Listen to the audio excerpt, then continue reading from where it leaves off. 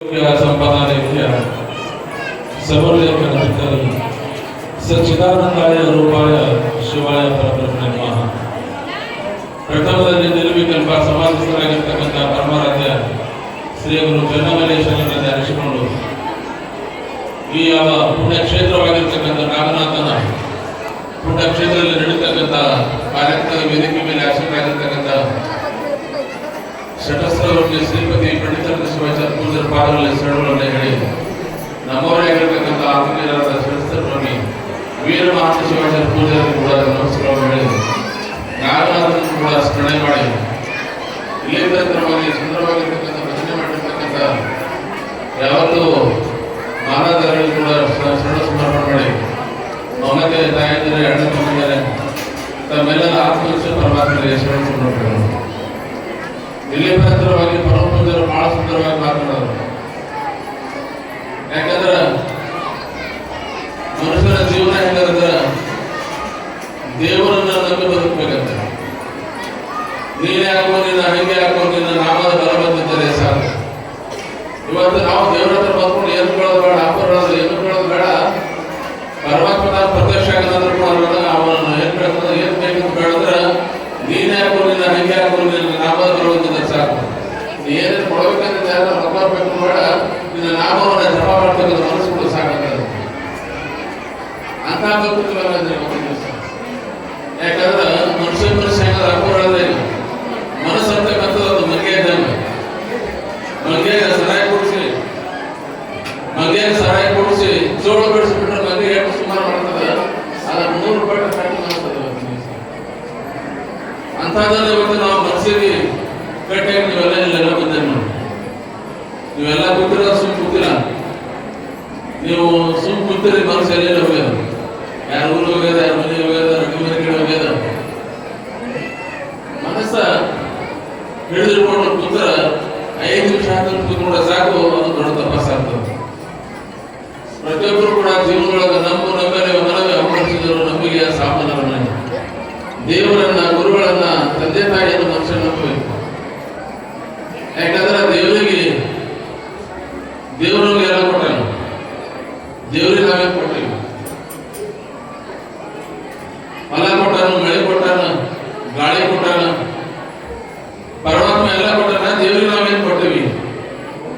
ದೇವರಿಗೇನು ಕೊಡೋದು ಬೇಡ, ರೊಕ್ಕ ಬೇಡ, ರೂಪಾಯಿ ಬೇಡ, ದೇವರಿಗೇನು ಬೇಡ. ಅವನಿಗೆ ಸ್ವಚ್ಛಂದವಾಗಿರ್ತಕ್ಕಂಥ ಮನಸ್ಸಿನ ನಮಸ್ಕಾರ ಮಾಡಿದ್ರೆ ಸಾಕು, ದೇವರು ನಾವು ತಪ್ಪೇ ಆಗ್ತಾನೆ. ಆದರೂ ಕೂಡ ನಾವೆಲ್ಲ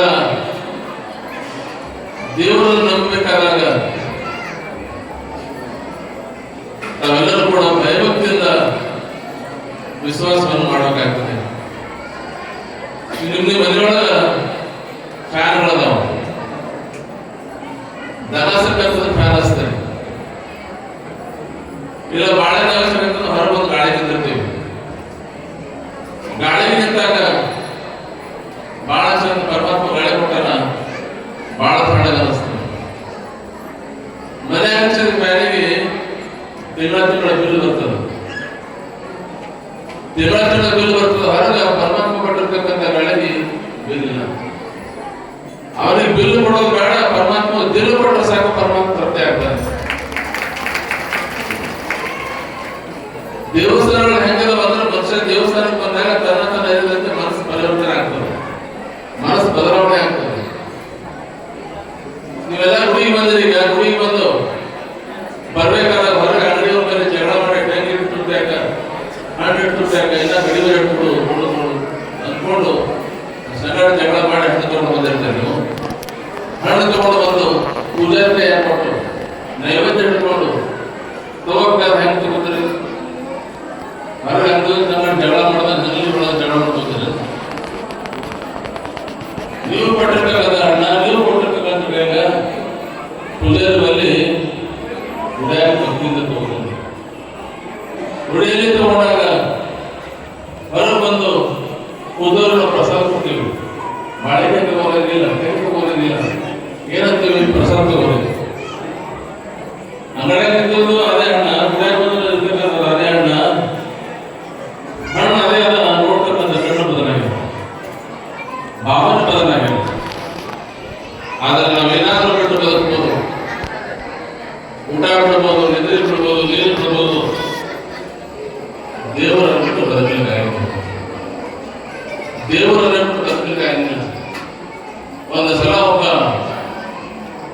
ಸಂತ ಕಬೀರದಾಸ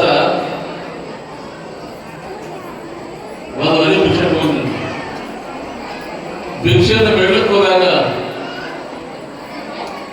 ಊರೆಲ್ಲ ತಿರ್ಕೊಂಡು ಬಂದಿದ್ದ. ತಿರ್ಕೊಂಡು ಬಂದು ಊಟ ಮಾಡಿ ಒಂದು ಕಟ್ಟಿ ಬಂದು ಮಲಗ್ತಿದ್ದವ.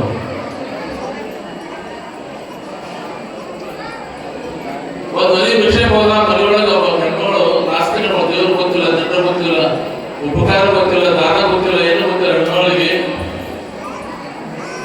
ಕಬೀರದಾಸನ ಶಬ್ದ ಕಿವಿ ಬಿದ್ದಾಗ ಕಿವಿ ಸುಟ್ಟು ಬಂದು ಕಬೀರದಾಸನ ಬೈದು ತಳ್ಳಿ ಬಿಡ್ತಾಳೆ. ನಡೆಗಿಲ್ಲ ಹೋಗಂತೇಳಿ.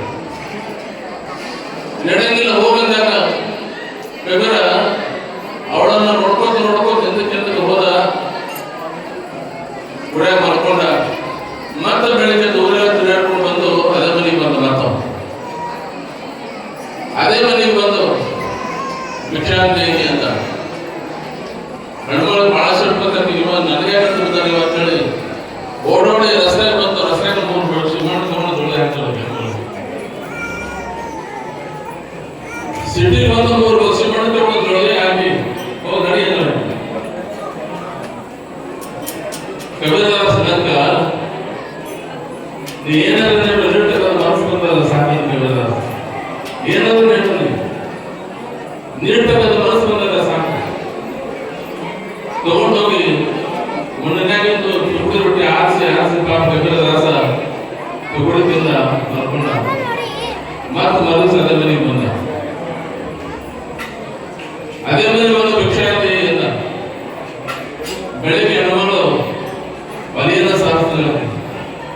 ಒಲೆ ಸಾರಿಸಬೇಕಾದಾಗ ಅವನು ಕಬೀರನ ಕೂಗಿ ಹೆಣ್ಮಗಳು ಕಿವಿ ಬಿದ್ದಾಗ ಸುಟ್ಟು ಬಂದು ತಲೆ ಕ್ಷಣ ಹೊಡೆದಾಗ ಹೆಣ್ಮಗಳಿಗೆ ಒಲೆಯನ್ನ ಸಾರಿಸ ವರ್ಷ ಅರ್ಬಿಕಾಯಿಯಿಂದ ತಗೊಂಡು ತಂದು ದುಡಿ ಹಾಕಿ ತಗೊಂಡು ಬಂದ.